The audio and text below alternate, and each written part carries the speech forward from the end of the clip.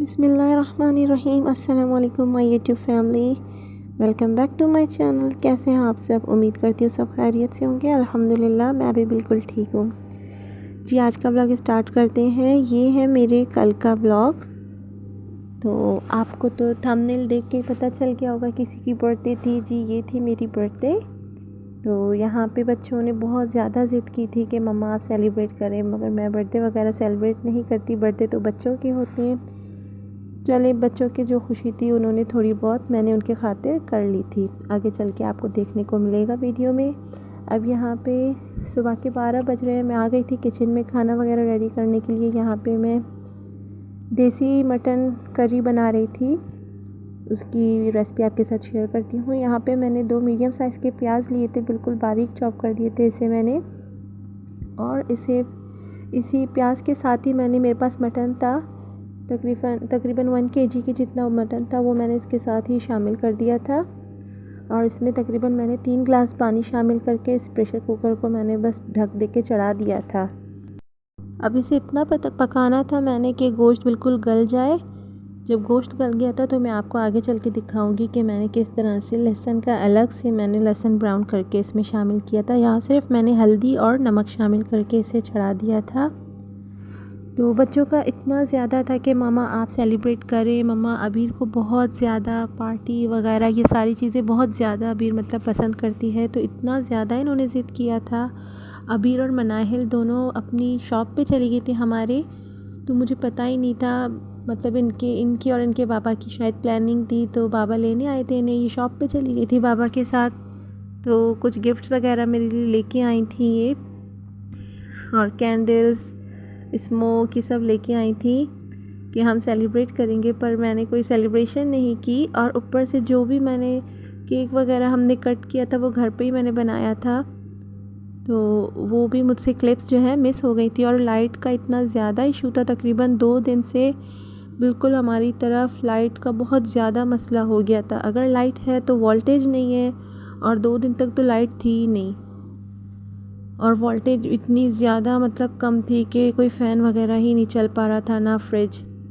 2 दिन पहले भी 3 दिन पहले मैंने आपको यही बताया था, जब मैंने व्लॉग अपलोड किया था तो यही कहा था मैंने कि मैं बर्फ़ वगैरह हमेशा रखती हूँ फ्रीज़र में, नहीं निकालती ज़्यादातर, ताकि जो भी हो मतलब हमारे पास मीट वगैरह हो या फिर चने वगैरह बॉईल करके रखो तो वो मतलब उनमें लॉन्ग लास्टिंग हो, चल पाए ज़्यादा देर तक।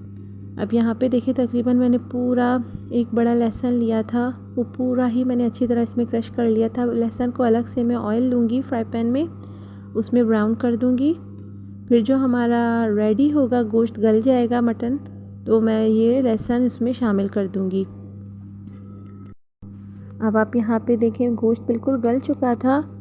ये बहुत इजीली बन जाता है, झटपट बन जाता है। कुकर है तो कुकर में तो मेरे ख्याल से 20 मिनट में ही गल जाता है गोश्त मटन।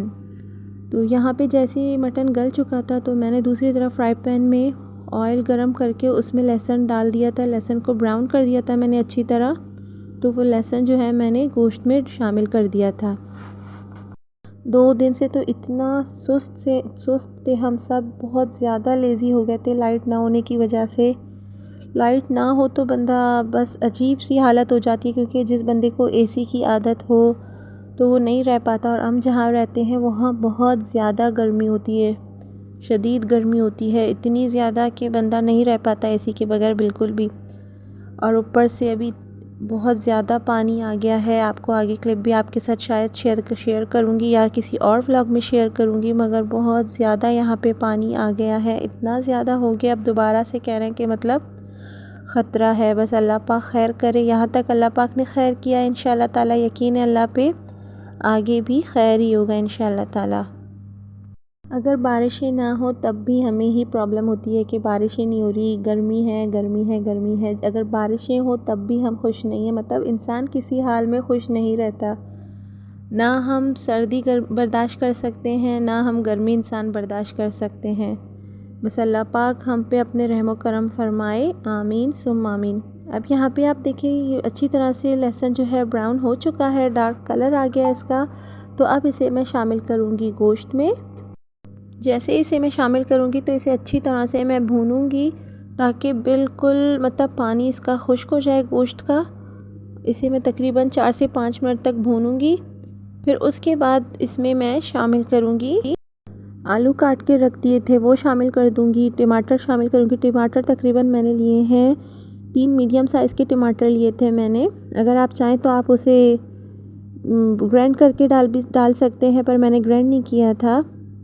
और ये बहुत ज़बरदस्त अब बनता है। वैसे तो हम लोग नॉर्मली बनाते हैं घर पे, तो प्याज वगैरह ब्राउन करके फिर अच्छी तरह गोश्त को ब्राउन प्याज में ही हम भूनते हैं, पर ये है देसी स्टाइल है, यहाँ पे बनाते हैं, तो इसलिए मैंने कहा मैं आपके साथ शेयर कर लूँ। यहाँ पे आप देखिए तकरीबन मैंने 4 से 5 आलू लेके इसमें काट के डाल दिए, क्योंकि आलू हमारे घर में बच्चे मैं सब ज़्यादा शौक़ से ही खाते हैं, मीट बहुत कम खाते हैं।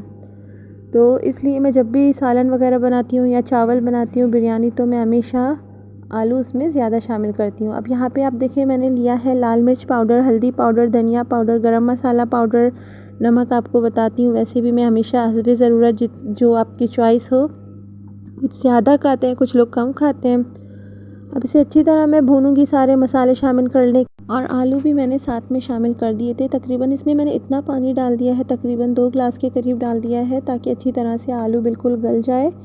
टमाटर भी इसमें अच्छी तरह से भुन गया था, तभी मैंने इसमें शामिल कर दिए थे आलू।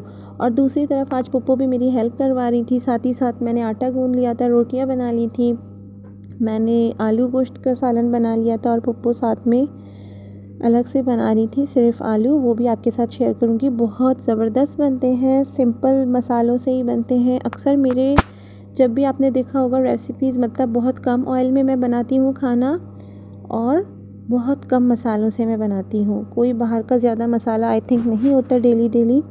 तो यहाँ पे ये रेडी हो चुका था सालन। अब दूसरी तरफ पप्पो ने चढ़ा दिया था, यहाँ पे वो बना रही थी आलू। यहाँ पे उन्होंने ऑयल लिया था, ऑयल जैसे गर्म हो गया था उसमें उन्होंने शामिल कर दिया था लहसुन, बारीक चॉप कर दिया था बिल्कुल, और आलू जो है उन्होंने स्लाइड्स कटिंग करके डाल दी थी। इसी के साथ ही उन्होंने आलू शामिल कर दी थी, आलू के साथ ही उन्होंने शामिल कर दी थी प्याज। एक बड़े लार्ज साइज़ का प्याज लिया था बिल्कुल स्लाइस कटिंग करके। इसी के साथ टमाटर और सारे मसाले शामिल कर दिए थे। इसमें थे खड़े मसाले और लाल मिर्च पाउडर, हल्दी पाउडर, धनिया पाउडर था, और ज़्यादा कुछ भी नहीं था। और थोड़ा सा ½ टी स्पून के जितना उन्होंने शामिल किया था कढ़ाई मसाला, वो भी आपकी मर्ज़ी है। तो इस तरह से आप बनाइएगा, इंशाल्लाह ताला मेरे ख़्याल से आप लोगों को पसंद आएगा, क्योंकि मुझे मेरे बच्चों को हमें इसी तरह से आलू पसंद आते हैं, तो अक्सर मैं इसी तरह से आलू बनाती हूँ। बहुत जल्दी झटपट से बनने वाली रेसिपीज़ हैं, और दूसरा ये है कि मतलब कम बजट में बनने वाली ही मेरी रेसिपीज़ होती हैं।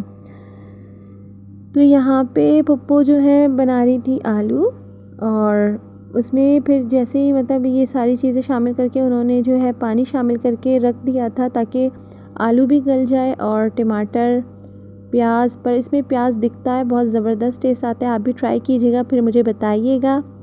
इंशाल्लाह ताला आपको भी ये रेसिपी बहुत पसंद आएगी। ये तो नॉर्मल सी रेसिपी है, मैं कोई शेफ़ वगैरह तो नहीं हूँ, पर मेरी जितनी भी डेली रूटीन होती है और जिस तरह से मैं मेरे स्टाइल में खाना बनाती हूँ वो आपके साथ शेयर करती हूँ। यहाँ पे हरी मिर्चें भी कट करके डाल दी थी उन्होंने, तो ये भी हमने मीडियम बिल्कुल स्लो फ्लेम पे चढ़ा दिया था, रेडी हो चुका था।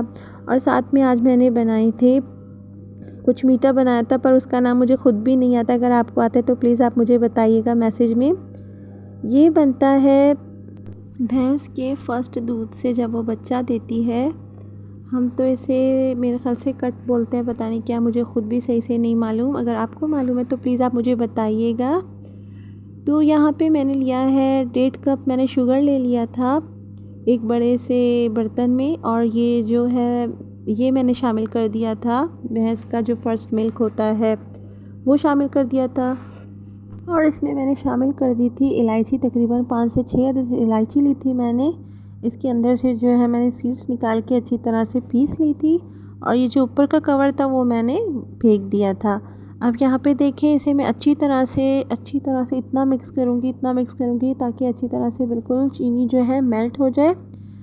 और अगर मैं इसकी मतलब फुल मेल्ट ना करूँ तो जैसे ही हम इसे चूल्हे पे रखेंगे स्टीम पे तो वो पूरा नीचे आके चीनी जो है बैठ जाती है, पूरी चीनी जो है बैठ जाती है। फिर इतना अच्छा टेस्ट नहीं आता, जैसे मुंह में चीनी फिर डिज़ोल्व नहीं होती तो वो मुंह में आती है। अब यहाँ पे अच्छी तरह से मैं ऐसे मिक्स कर रही हूँ, अच्छी तरह से मैं इसे मिक्स करूँगी मिक्सर से। फिर उसके बाद जो है मैं एक बड़ा बर्तन लूँगी, उसमें मैं पानी शामिल कर दूँगी। पानी शामिल करने के बाद यहाँ पे आपको मैं अभी दिखाती हूँ, ये देखें, ये यहाँ पे मैंने बड़ी पतीली ली है, इसमें मैंने पानी जो है चढ़ा दिया था। जैसे ही पानी गर्म हो तो इस पे मैं ये बड़ा जो है डिश वो रख दूँगी और इसे मैं कवर कर दूँगी। तकरीबन कम से कम भी हम इसे हाई फ्लेम पे पहले चलाएंगे तकरीबन 5 मिनट तक। फिर उसके बाद जो है हम इसे तकरीबन 10 से 12 मिनट तक हम इसे कुक करेंगे, बिल्कुल स्लो आग पे, स्टीम बाहर ना निकले। एक तरफ मैंने इसे चढ़ा दिया था, दूसरी तरफ मैं रोटियां बना रही थी, साथ ही साथ जल्दी जल्दी काम निपटाती जा रही थी। आज काम बहुत ज़्यादा था और ऊपर से लाइट भी नहीं थी। सोलर तो था अल्हम्दुलिल्लाह, पर फिर भी मैंने आपको पहले ये कहा जो एसी के आदी होते हैं वो बिल्कुल भी फिर एसी के बगैर नहीं बैठ सकते। और दूसरी तरफ साथ ही साथ रोटियां भी बना दी जा रही थी क्योंकि शाम में कुछ गेस्ट आने वाले थे, फिर उनके लिए भी थोड़ी मुझे प्रिपरेशन वगैरह करनी थी।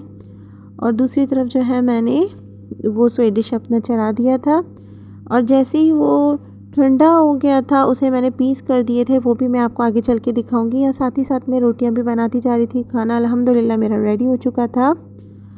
अब यहाँ पे तकरीबन 15 से 17 मिनट तक के टाइम के बाद ये अल्हम्दुलिल्लाह रेडी हो चुका था। ये आप देखें, फिर जैसे ही मैंने इसे उतार दिया था, पहले मैंने छुरी की मदद से इसे चेक किया था कि मतलब अंदर पानी वगैरह तो नहीं है। अगर आपको लगे कि पानी है तो इट मीन्स अब तक इसे और 5 से 10 मिनट कुक होने में लगेंगे। अब यहाँ पे देखिए, मैं ये जैसे ही ठंडा हो गया था इसके मैंने पीसेस कर दिए थे। जिस साइज़ के आपको पीस चाहिए हो आप कर सकते हैं। यहाँ पे मैंने बच्चों के लिए केक बनाया था। आपको पता है नॉर्मली हमेशा मैं चॉकलेट केक ही ज़्यादा बनाती हूँ क्योंकि मेरे बच्चों को पसंद है। यहाँ पे मैंने बनाया था लावा केक, बहुत ज़बरदस्त बना था। इसके बीच में मैंने चॉकलेट रख दिया था। यहाँ पे मनाई ला गई थी, ये बर्थडे के लिए बनाया था ताकि थोड़े बहुत बच्चे खुश हो जाएं। यहाँ पे मनाई गई थी शॉप अबीर के साथ, तो वहीं से ये लोग इतने ज़्यादा चीज़ें लेके आ गए थे मेरे लिए। ये गिफ्ट पैक करवा के वहीं शॉप से लाई थी।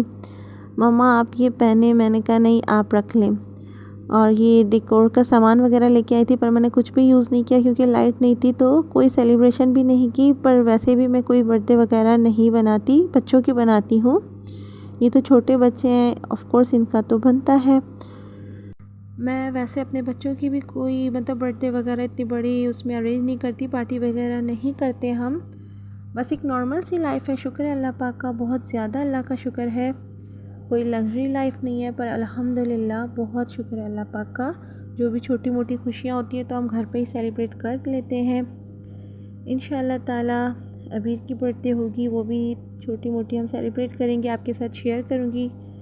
चलें जी, आज का व्लॉग यहीं पे एंड करते हैं। अपना बहुत सारा ख्याल कीजिएगा, मुझे अपने दुआओं में याद कीजिएगा। तब तक के लिए अल्लाह हाफ़िज़।